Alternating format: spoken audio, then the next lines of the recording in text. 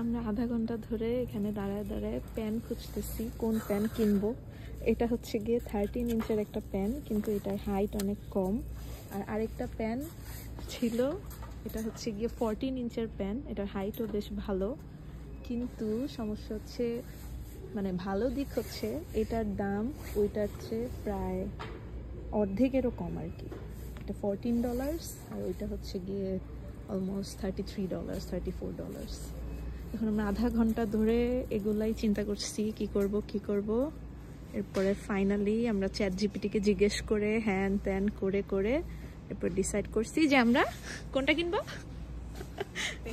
বিশাল সাইজের একটা প্যান কিনবো।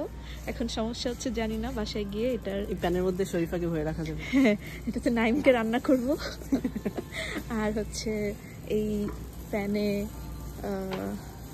চুলায় এই প্যান বসানোর পর আদৌ কতটুকু কি তাপ লাগবে এটা জানি না, তো দেখা যাক।